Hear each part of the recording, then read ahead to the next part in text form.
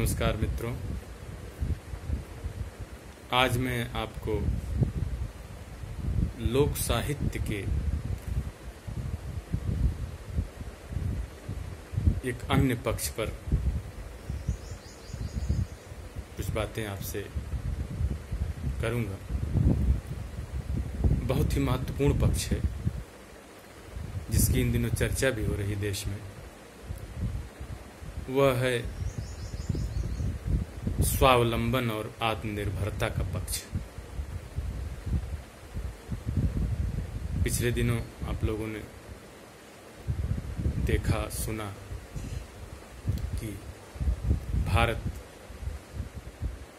ने ये संकल्प लिया है कि वह आत्मनिर्भरता के पथ पर चलेगा और आत्मनिर्भर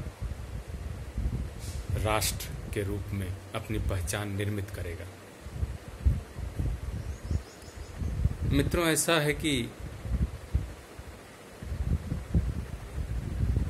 भारत पहले भी आत्मनिर्भर रहा है लंबे समय तक। दुनिया के तमाम देशों के बीच उसकी अपनी आत्मनिर्भर पहचान रही है। जब वह विश्व गुरु हुआ करता था, वह उसी आत्मनिर्भरता के पक्ष से ही विश्व गुरु बना था, उसी शक्ति से, उसी सामर्थ्य से। और यह बात हम लोक साहित्य में पाते हैं, क्योंकि जैसा कि मैंने आपसे पहले भी चर्चा की है कि लोक साहित्य में हमारे विकास के सभी चरण मौजूद हैं। संस्कृति के विकास के, सभ्यता के विकास के, आर्थिक और सामाजिक विकास के सभी चरण उसमें मौजूद हैं। बस यह है कि उसमें धंसना होगा, उसे देखना होगा, समझना होगा। मैं अभी कहावतों पर कुछ काम कर रहा था। मैंने देखा कि कहावतें यह बता रही हैं कि कैसे हमारा देश आत्मनिर्भर था, स्वावलंबी था। चूंकि कृषि प्रधान देश था भारत, इसकी रीढ़ कृषि थी और यहाँ की खेती किसानी दुनिया भर में मशहूर थी। हम कृषि के बल पर विश्व में अग्रणी थे और आज जरूरत है कि हम उसी कृषि को ठीक करें, क्योंकि अगर ऐसा नहीं होता तो इतनी महत्वपूर्ण कहावत कृषि पर बनी है कि उत्तम खेती मध्यम बान, अधम चाकरी भीख निदान। खेती उत्तम, सबसे उत्तम व्यवसाय लोक ने खेती को कहा उस दौर में। और इसका मतलब है कि हमारी खेती वैसी थी। दुनिया में हमारी जैसी, हिंदुस्तान जैसी कृषि खेती किसी के पास नहीं थी और हम उसी खेती के बल पर आत्मनिर्भर थे, स्वावलंबी थे। उत्तम खेती, मध्यम बान, व्यवसाय को मध्यम व्यवसाय कहा गया, मध्यम पेशा है व्यवसाय। अधम चाकरी, नौकरी चाकरी को अधम,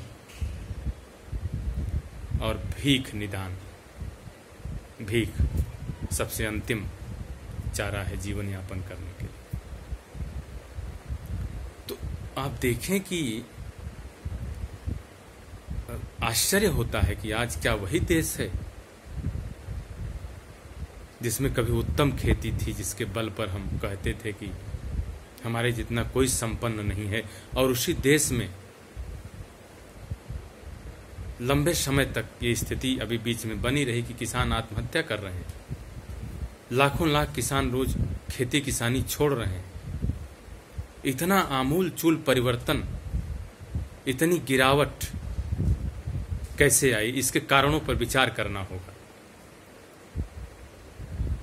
तो जिस आत्मनिर्भरता की बात आज की जा रही है, जिस स्वावलंबन की बात की जा रही है, उसकी चर्चा हमारे लोक साहित्य में मौजूद है।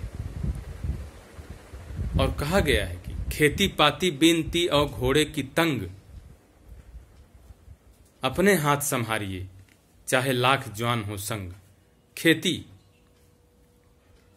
पाती माने पत्र चिट्ठी कहीं लिखना हो, किसी अधिकारी को देना हो। विनती विनम्रता निवेदन करना हो।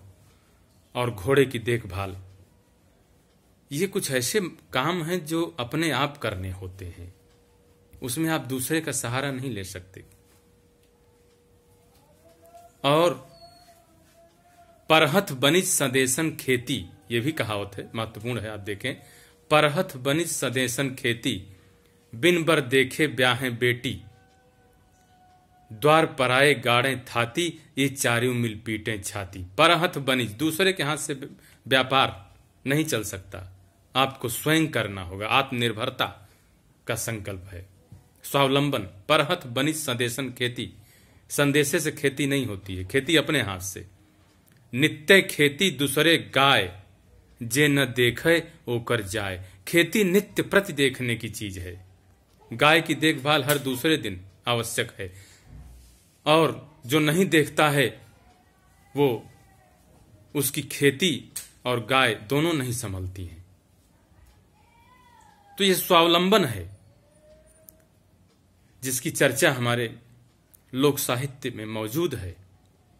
और हमें समृद्ध होना है तो हमें इसी परंपरागत जो हमारे मंत्र हैं, ये मंत्र हैं, हमारी संस्कृति के मंत्र हैं, मूल मंत्र हैं, विकास के मूल मंत्र हैं, जिन्हें हमें सीखना होगा और हमें उनको ठीक से देखना होगा, उस पर लौटना होगा। तभी सही अर्थों में यह देश समृद्ध होगा। धन्यवाद।